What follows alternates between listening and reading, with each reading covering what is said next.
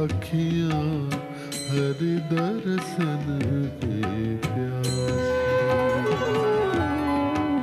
Hari Darshan. This next story I've kind of created from a couple of other stories, and I kind of put it all together. So just bear with me here a little bit. So again, this is in ancient India. And this young man, he lives in this village, and he goes and hears his guru give a talk. And this guru says to him and everyone that everything is God. Everything is God.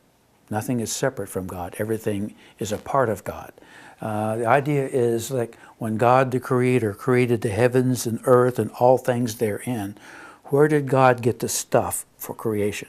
Where did he get all the items? There wasn't water and rocks and trees laying out in the middle of a space, so where did God get the stuff for creation?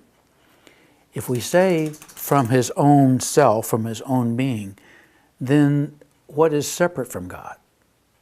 If God created everything from himself or herself, him, herself, then what is separate from God? If nothing is separate from God, then everything is a form of God. So this is what his guru is telling him. So he says, okay, yeah, I hear that, I get that. So he leaves and he's on his way to another village to visit someone. So he leaves, and it's getting late in the day, and it's, it's in the morning, sorry. He leaves in the morning, and as he's walking through the jungle, it's still kind of dark because it's early in the morning when he left, and he comes upon this clearing. As he comes upon the clearing there in the jungle, he sees something laying in the clearing, and he freezes. It's this huge snake, huge. And he's right next to it. And it's still a little bit dark. He can't quite make it out, but it's not moving, so he freezes it, doesn't move. So he knows that the snake, once it wakes up, has him. He's done for. His life is over. So he begins to lament his life.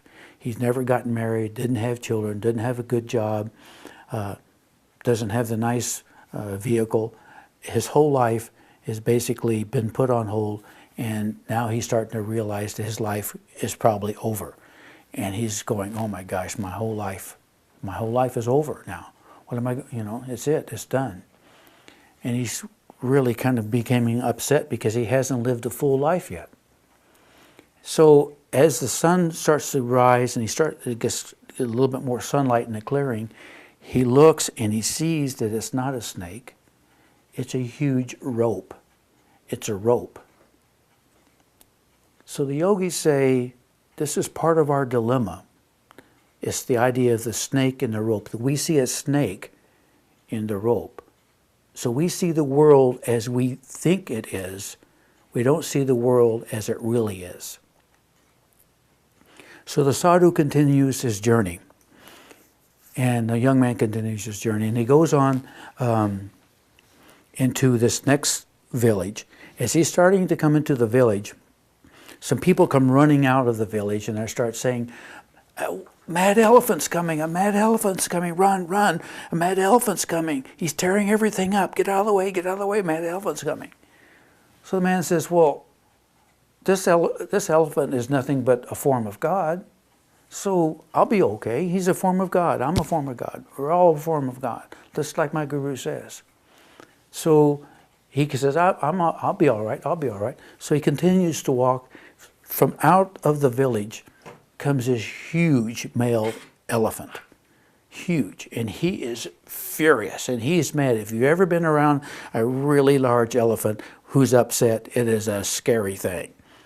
And so sure enough, he sees this elephant, but he says, this elephant is God, so I'm not going to worry. So he starts to continue to walk. Well, what happens is the elephant comes upon him, grabs him with his trunk, and throws him against this fence and smashes that man up against the fence like that. And he's hurt really bad. He's laying there, and the elephant continues on.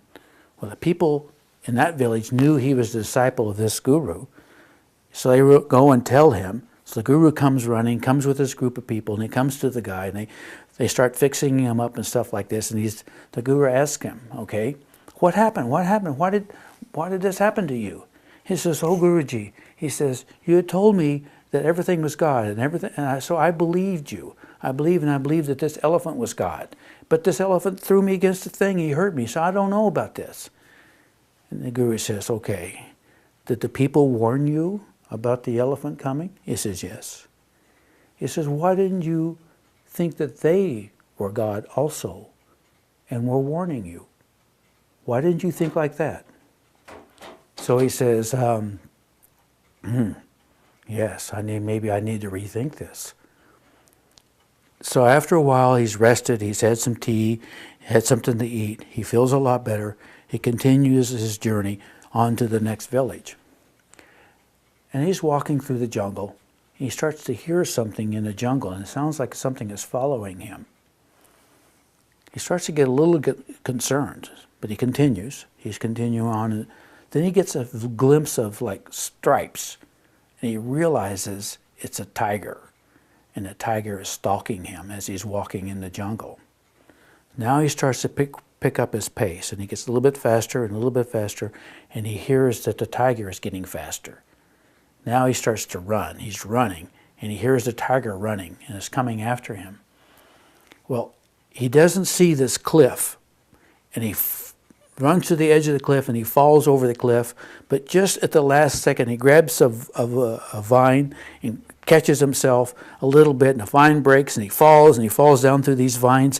He's now down on the side of a cliff, caught up in these vines, and he's hanging on to these vines for dear life. And he's got these two main vines he's hanging on to. So he's there, and he's caught up in all of this. And he looks down, and he sees down below him this like a river below him full of crocodiles who now have become very keen on him. They've now picked up on that he's there above them, and they all start looking up at him. Next to him, he begins to see some movement, and there's this huge python next to him who's now become awake. So he sees the python, he sees the crocodiles. Above him is the tiger looking down on him.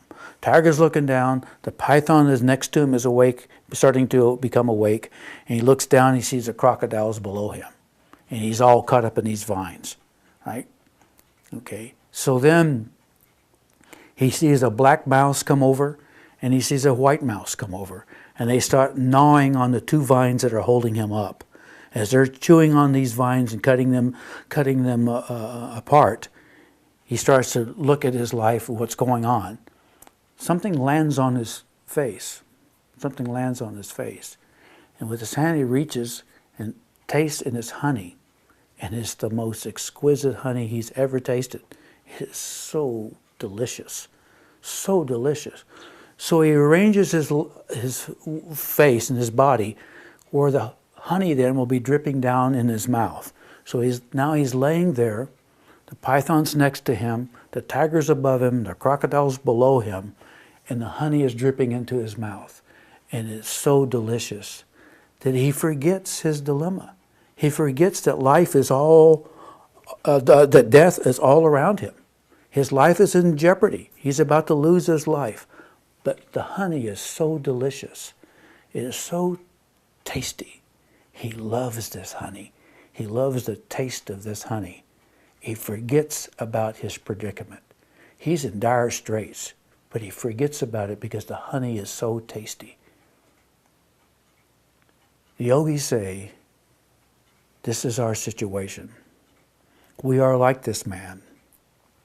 Death is all around. The white mouse is day. The black mouse is night. They're time, and they're eating away on the vines that are holding him up. So time is eating into his time for his life. Death is all around him, but he's so caught up in the pleasures of life.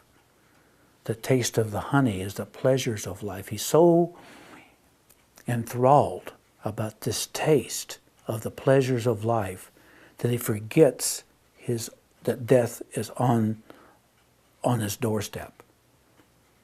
This is us, the yogis say. This is our condition, that we get so enamored by the pleasures of life that we don't seek to find our own true nature, so then we can be, that we can find that peace that we are seeking. It's not the honey won't give us the peace. It's finding our own true nature will eventually give us the peace that we are seeking. Thank you very much.